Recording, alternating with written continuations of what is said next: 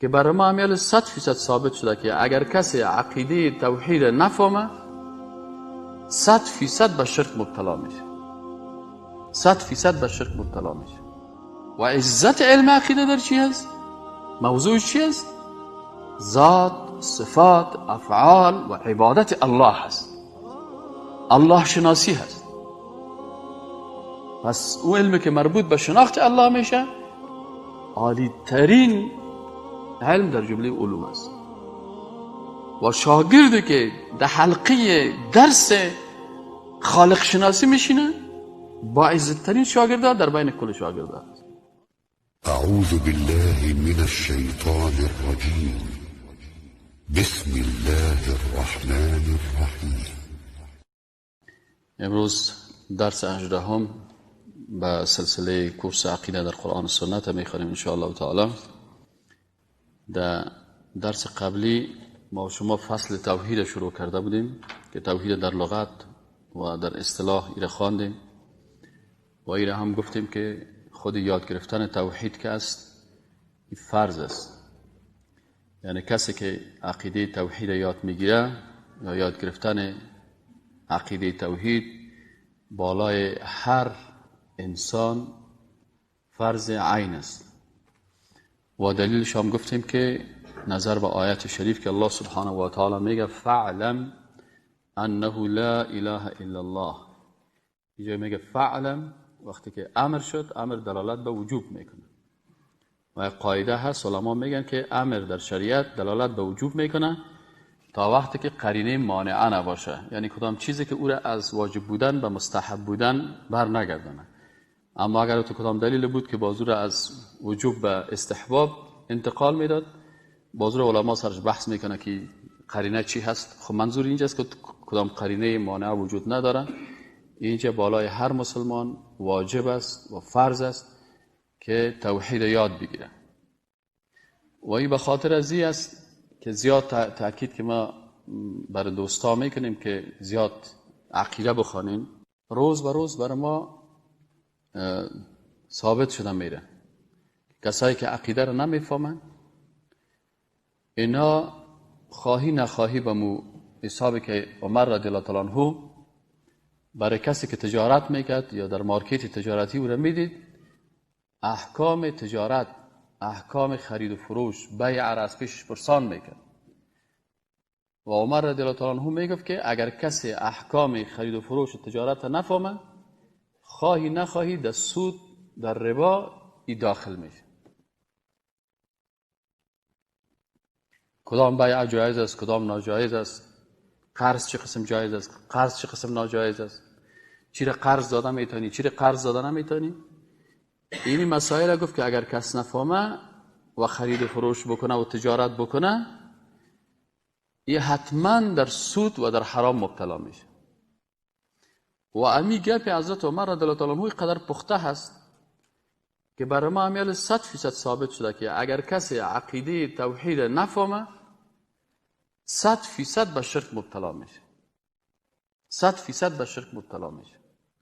چطور به شرک مبتلا میشه؟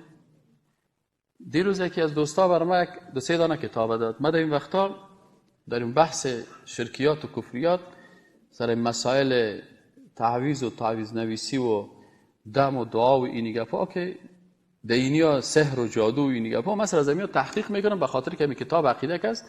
تو من نوشته کردم میرم بحثای جدیدش در این بخش عقیده و در بخش همین سحر و جادو و این گپا وقتی که رسیدم باور بکنین که دیروز یک چند تا جدول در کتاب مخواندم. یک کتاب است و او را چند تا تصاویر دبای نزی آمده که عکس شیطان کشیده و در دل از این شیطان عکسش هم است، دلش هم است نشست اعوذ ما پناه گرفتیم به ابلیس، به شیطان. و این یک کسی که عربی رو نمیفهمه از روی از این کتاب تعویض میده و همون کسی که خودش تعویض میداد و خودش دمی گپا مبتلا هست همین کتاب خودش آورد پیش ما گفت ما از روی از این کتاب ها تعویض میدادیم و دمو به زبان عربی این درس ها بخیر بر ما برسه. من کل از رو تصاویرش میگیرم و در کتاب خود چاپ میکنم. یعنی او را کسی که یک کمه که عربی را هم بفهمه، او را میبینه که در اونمون نشته است که من پناه میگیرم به ابلیس، اعوذ به ابلیس. خلاص این کل یادی میفهمه چی من اعوذ به ابلیس، یعنی من پناه میگیرم به کی؟ شیطان. و کفر است. و یک کسی که مثلا ادعا میکنه که من شیخ هستم، مثلا من اولادی فلانی آقا صاحب هستم، من از نواسای پیغمبر هستم، از اولادای پیغمبر هستم، من فلانی جی هستم، و حتی خود به درجه کرامت میرسانه، چون این بیچاره ملامت نیست، عقیده را نمیفهمه. جادوگرا کتابای جادویی را جور کردن به نام تعویذات، گلزار تعویذات، نقش سلیمانی، بسیار نامای عجیب غریب که در این بازار، در این پشت مسجد پل خشتی اینجا که میری کتابا فروخته میشه. اون خلاص تو کتابا میگیره، مسئله پیسه هست، از روی زمین کتاب تعویذ نوشته میکنه و بیچاره عربی را نمیفهمه و عقیده را نمیفهمه. پس چی گپ است؟ میگم این نقشاست. مقصد این نقش برای من گفتم اینجا نوشته است که این نقش برای دوستی بین خانم و شوهر است، اینی برای تفرقه بین خانم و شوهر است، اینی مثلا قلب چطور کار کرده، همین عنوانش رو نوشته کرده و این از روی ازی گرفته فقط همون نقش میکشه و قلم میته خلاص. و این هم خودش کافر میشه و هم امو کسی که به اینمی تعویض و به اینمی کلمات کفری که نوشته کرده عقیده میکنه هم کافر میشه و در شرک مبتلا میشه. از این خاطر الله سبحانه و تعالی در قرآن عظیم چی میگه؟ فاعلم انه لا اله الا الله واستغفر لذنبك وللمؤمنين والمؤمنات والله يعلم متقلبكم ومثواكم. فاعلم، بدان، امر است، انه لا اله، نیست هیچ کسی که ذاتش عبادت شود و قانونش تطبیق شود الا الله، بغیر از الله سبحانه و تعالی. شرف و عزت عقیده توحید هم دربارش گفتیم که عقیده توحید عزتش در چی است؟ هر علم عزتش از موضوعش معلوم میشه. موضوع انجینیری چی است؟ ساختن تعمیر است. پس عزت انجینیری به می اندازی است که انسانها به خانه ضرورت دارند. عزت علم زراعت چی هست؟ که برای ما غذا و ایگپا را تهیه و ترتیبش نشان میده. عزت علم نحو در چی است؟ که ما الفاظ قرآن و تراکیب قرآنی را درست میفهمیم. و عزت علم عقیده در چی هست؟ موضوع چی هست؟ ذات، صفات، افعال و عبادت الله هست. الله شناسی هست. پس او علمی که مربوط به شناخت الله میشه عالی ترین علم در جمله علوم است. و شاگردی که در حلقه درس خالق شناسی میشینه با عزت ترین شاگرده در بین کل شاگرده است. چرا که موضوع ازی بسیار مهم است. خالق میشناسی. این حال مردم چرا به غیر الله رجوع میکنن؟ چرا عوض یا الله یا مخلوق میگن؟ از یک مخلوق چرا استعانه و استغاثه میکنن؟ مشکلش جایی است که در حلقه عقیدی که از قرآن او را گرفته باشن عظمت خالق نشناخته. مخلوق بر ازی زیاد گفته شده، مخلوق بر ازی عظمت پیدا کردن. از این خاطر وقتی که مشکل برش پیدا میشه همیشه انسان در مشکلات خود با کسی رجوع میکنه که در فکر و در نظر و در اندیشه و عقیده از او بسیار با عظمت است، مشکل کشا هست، حاجت روا هست. این حال اگر کس خالق شناخت او باز میفهمه که مشکل گشای ما الله است. چرا قرآن میگه که اما یجیب المضطر اذا دعاه،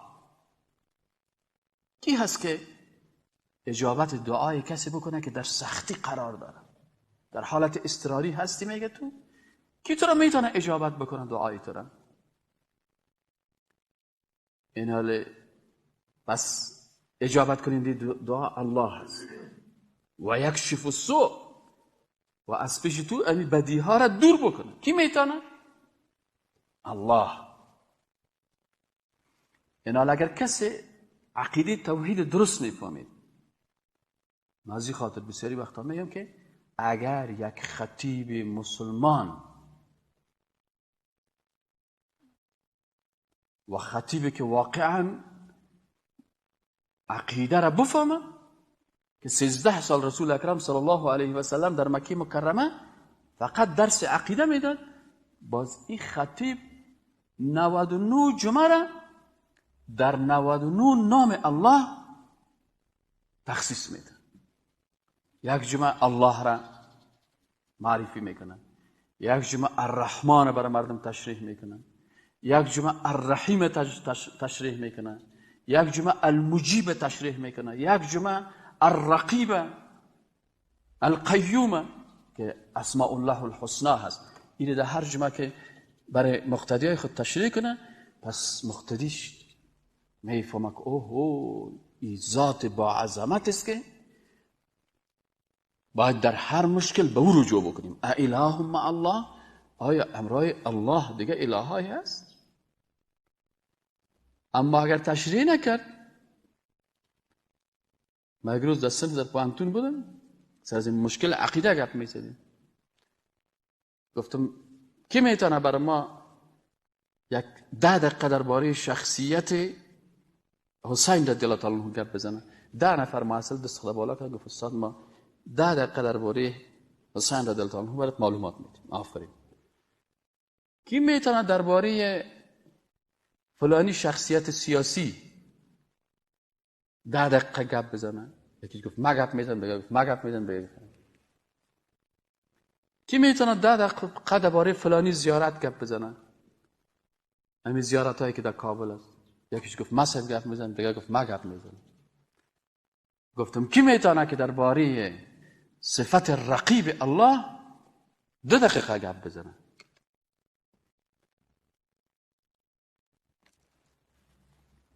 متوجه شدید؟ هیچ کس دست خدا بالا نکرد. کی میتونه 2 دقیقه درباره یکی از اسماء الله الحسنى القیوم است؟ کی میتونه گپ بزنه؟ کلی خاموش. اینه گفتم دیدین مشکل کجا هست؟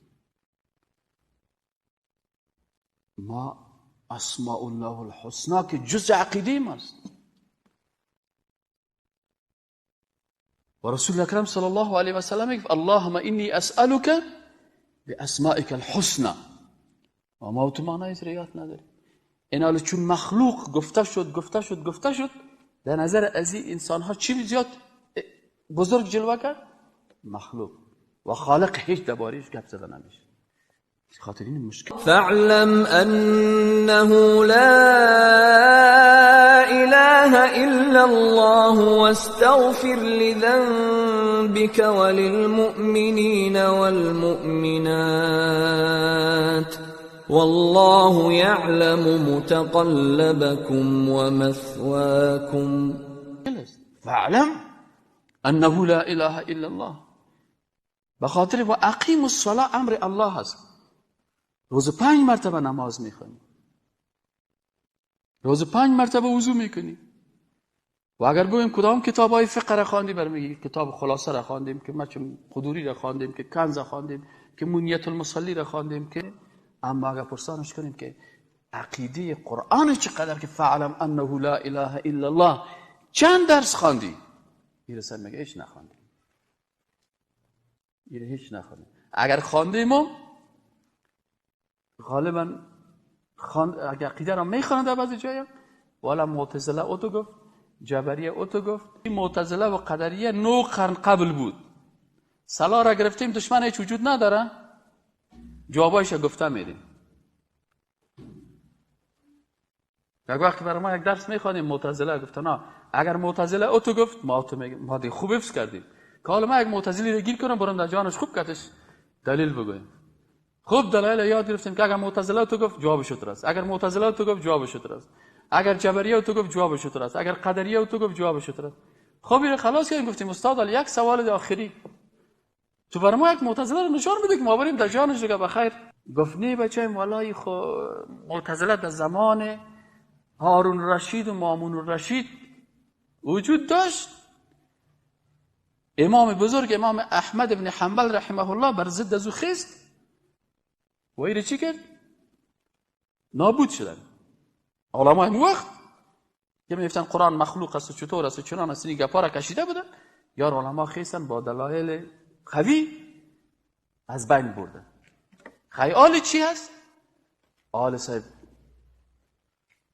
آل چی هست؟ آل صاحب شیطان پرستاز، فریماسونرز. در پوانتون ها کی کار میکنه؟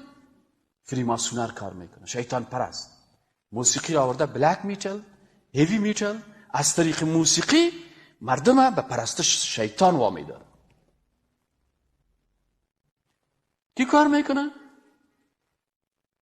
نصرانی سازان آمدن، کشیشا از امریکا و از اروپا آمدن و اینجا مثلا در شهر کابل کلیسا جور کردن و جوانا را میبرن و اونجا برای از اینا عقیده سه خدایی را درس میدن. اینجا چی هست؟ اینجا صاحب فلسفه های ماتریالیستی درس داده میشه که مارکس و انگلس و لینن این فلسفه ها را تشریح کردن. فلسفه هیگل درس داده میشه، فلسفه کانت درس داده میشه. مدرسه ما هیگل و کانت و تنصیر و استشراق و یعنی ایش نمیفهمه.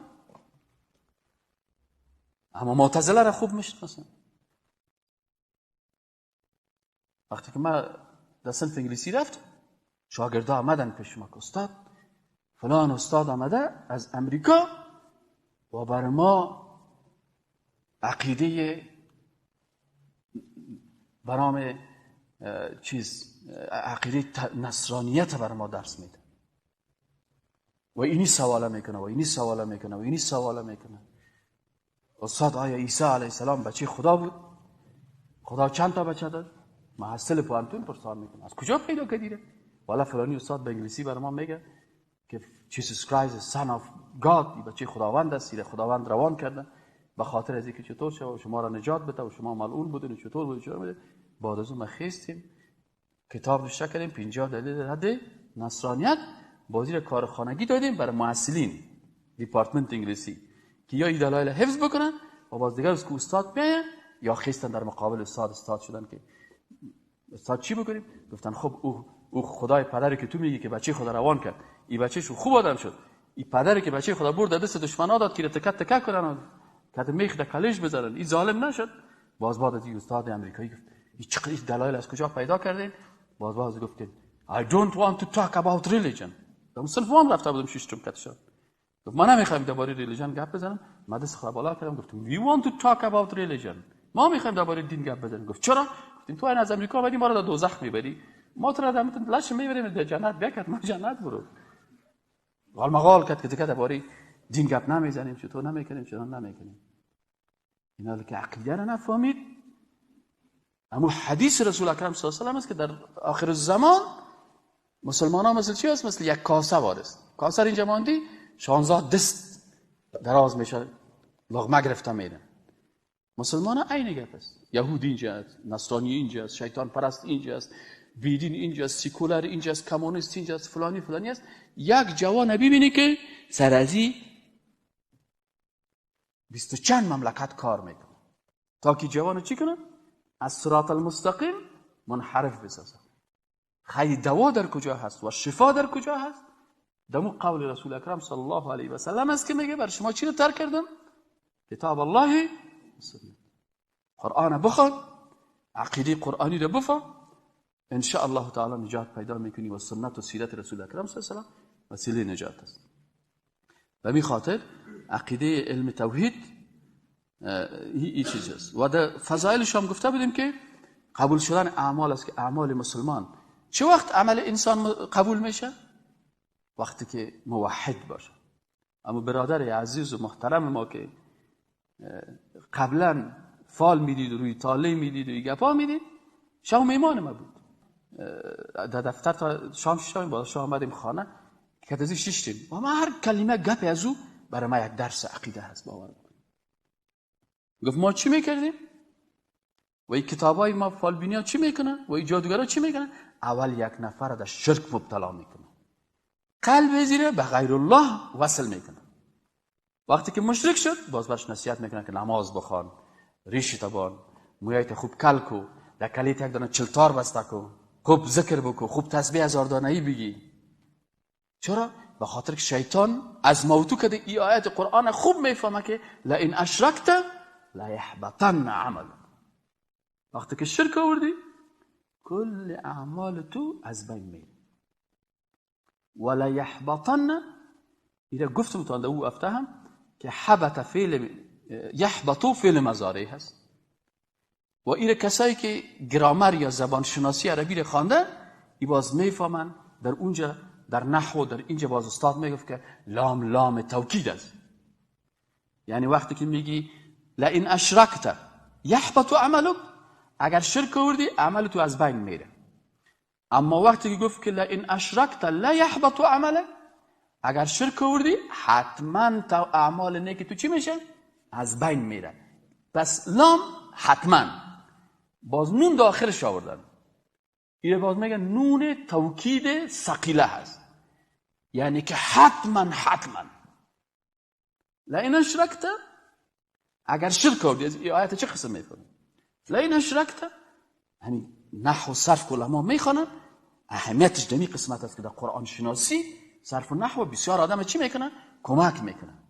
لئن اشرکت، اگر شرک آوردی، لا حتما، یحبط از بین میره، لا یحبطن، لام یک دفعه حتما، نون دیگه دفعه حتما، باز دیگه نون، دو تا نون است، یک تا لام است، این کلش برای توکید است.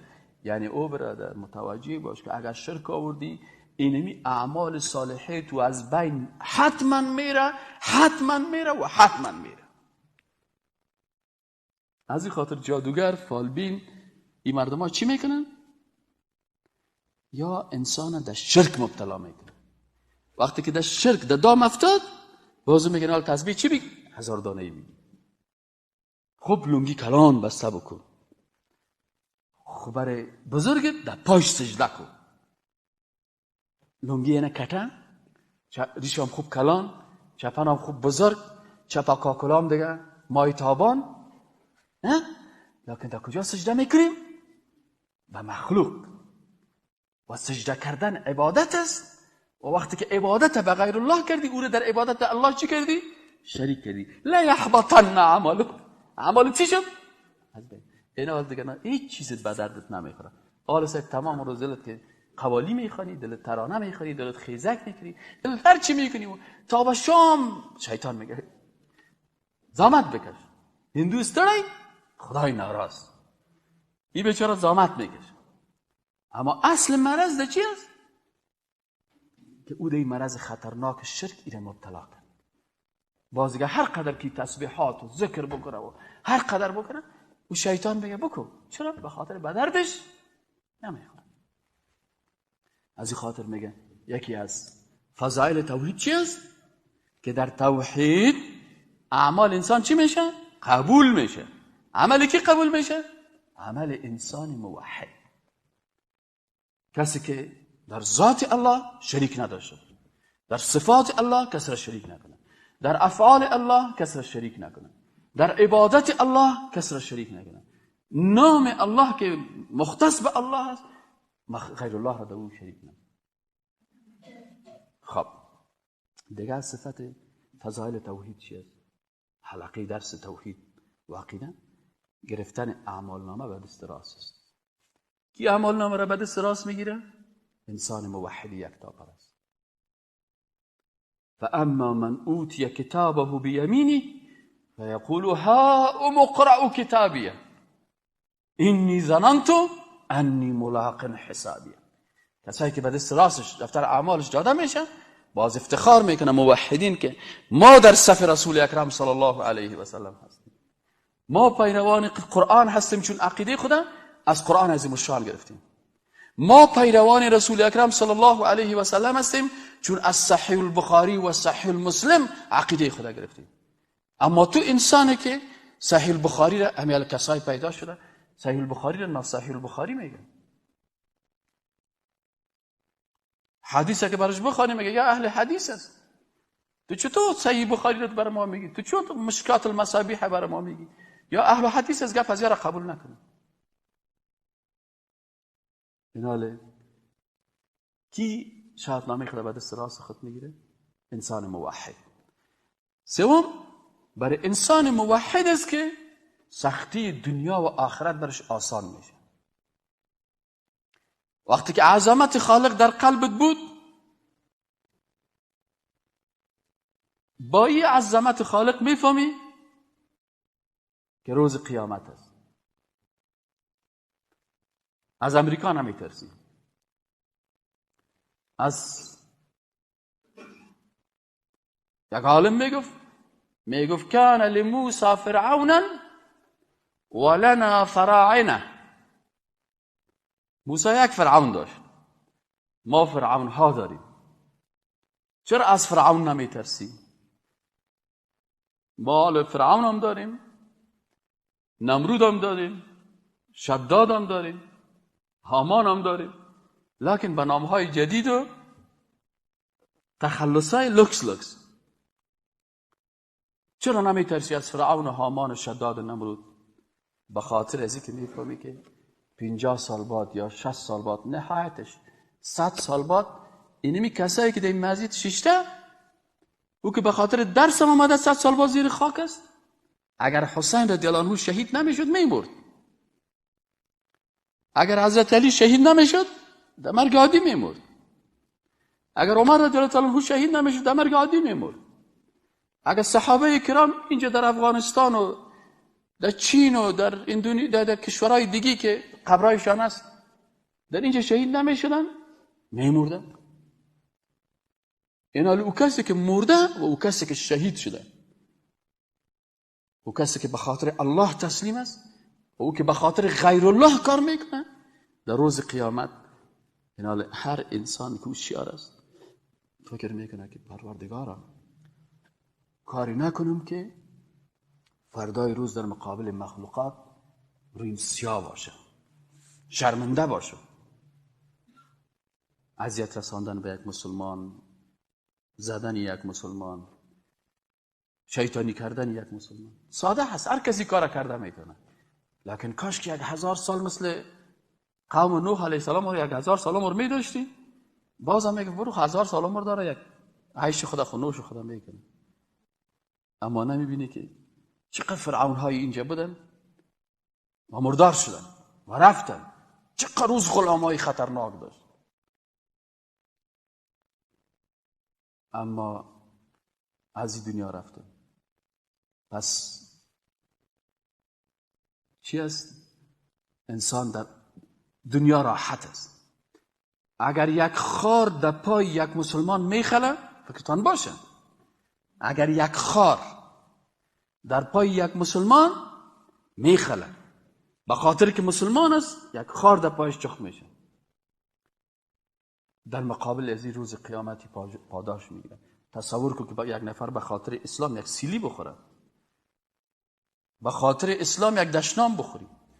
این حال وقتی که برای دعوت اسلام برآمدی، حتما لقمان حکیم بود، بر بچه خود گفت که وأمر بالمعروف وانه عن المنکر واصبر على ما اصابك، صبر کو به آن چیزی که بر تو مصیبت میرسه. پس سختی دنیا و سختی آخرت بر کی آسان میشن؟ برای موحد. چرا؟ الا من اتى الله بقلب سلیم. نگفته که با دست سلیم، چشم سلیم، گوش سلیم، قلب سلیم. الا من اتى الله. قلب سلیم کدام قلب است؟ قلب است که در اون قلب بغیر از محبت الله و عظمت الله چیز دیگه وجود نداشته باشه. غیر الله کلش غیر الله هست، بنده هست، مخلوق است، محتاج است. آن کسی که با عظمت است الله است. اینی از قلب سلیم. در دنیا اگر انسان موحد کچالو خورد، باور بکنین کچالوش مزه‌دارتر است از کباب انسان بیدین. که تو چشم داشتی که حق نمیدی، آل در روز قیامت مستحق چشم میسی. قال رب لما حشرتنی اعما وقد كنت بصیرا ای پروردگار چرا من کور خلق کردی؟ من خب بینا بودم. الله در جوابش میگه که لقد اتتک آیاتنا فنسیتها، دلایل قدرت خدا برات نشان دادیم، تو به چشمت کدام روز فکر کردی؟ یک روز گفتی الهی شکر به خاطر این دو تا چشم، به دو تا گرده اوریجینال شکر کردی؟ کدام روزه؟ کدام روز قلبت شکر کردی؟ این چند لیتر خون که برات مفت تمام شب کچالو خورده میری، لکس خون در وجودت هست، کدام روز شکر کردی؟ این معده تو گوشت شتر هضم میکنه، شکر کردی؟ این دستی که برات داد شکر کردی؟ لقد اتتک آیاتنا. سعدی رحمت الله چه خوب میگه که برگ درختان سبز در نظر هوشیار هر ورقش دفتر است معرفت کردگار. من باز چی میگم چشم نگار جان سبز، هر چشم انسان دفترش معرفت کردگار. ابروت یک دفتر است، چشم دیگه دفتر است، گوش دیگه دفتر است، زبان دیگه دفتر است، دندانای هر عضو بدنته. و فی انفسکم، در نفسای خود چرا فکر نمیکنین؟ چرا تدبر نمیکنین؟ اگر کم تدبر کنید باز میگه که الله شکر پروردگار، یا الله تو رحمان هستی، تو رحیم هستی، تو حکیم هستی، تو واقعا ذات رحمان رحیم هستی، کلی اعضای بدن مرا مفت برمده. اینا چیه؟ از این خاطر انسان موحد یکی از آثار توحید چی است؟ سعادت، آرامش دنیا و آرامش آخرت است. آرامش، یک کسی گفت، یک دانشمند امریکایی تحقیق کرده بود، او گفت من از هر کسی پرسان کردم که آرامش چی هست، امنیت چی است، سکیوریتی، آرامش ذهن در چی هست؟ گفت یکی گفت در موتر، گفت رفتم موتر داره که آرامش نداره. گفت یکی گفت در خانه، رفتم که خانه دار از بی خانه که بسیار دغم است. گفت بعضی گفت پیسه داشته باشی، کسی که در خانه خود 1-2 لک روپیه داره، تو برو در خانه 1-2 لک روپیه روان بی تا صبح خو نمیبری. وقتی که انسان موحد باشه، هم در دنیا و هم در روز قیامت. فأما من ثقلت موازینه فهو في عيشة راضية. فاما من ثقلت موازینه فهو في عيشة راضیه. در روز قیامت هم کسی که اعمال نامش به دست راستش داده میشه و او بر موحد داده میشه، فهو في عيشة راضیه، در عیش راحت می باشه، راضی می باشه از اون حالت، زندگی آرام می باشه، همه چیز هست. پس هم در دنیا راحت است، هم در آخرت. دیگه از چیزای فضایل توحید چی است؟ که انسان که مانع باقی ماندن در دوزخ. چی مانع باقی ماندن در دوزخ؟ فکرتان باشه که انسان‌های موحد گناهکار، الله نگاه ما کنه، الله عفو کنه، گناهکار هستیم، لکن انسان موحد گناهکار به اساس گناه خود در دوزخ میره. یعنی دوزخ کس برای کفار است و برای انسان‌های فاسق و فاجر گناهکار است. کسی که گناه میکنه در فسق داخل شد دیگه. اینی گناهکار در دوزخ میره. لکن فرق بین کافر، مشرک و منافق و مرتد و کمونیست و بیدین و اینی گپا و سیکولر و اینی مردم و بین انسان موحد چی هست؟ که او انسان منافق و او انسان کافر و او انسان مشرک و او انسان مرتد یا باز دائم در دوزخ میمونه. اما انسان موحد به اندازه گناه خود به دوزخ میره. اگر الله بخشیدش و شفاعت رسول الله صلی الله علیه و آله در حقش قبول شد، شفاعت قرآن قبول شد، شفاعت درس عقیده قبول شد، شفاعت خانه الله قبول شد، شفاعت علمای بزرگ اسلام، حافظای واقعی قرآن، مجاهدین اسلام، شهدای اسلام که بر از اینا هر کدام مطابق رتبهش اونا شفاعت میکنن.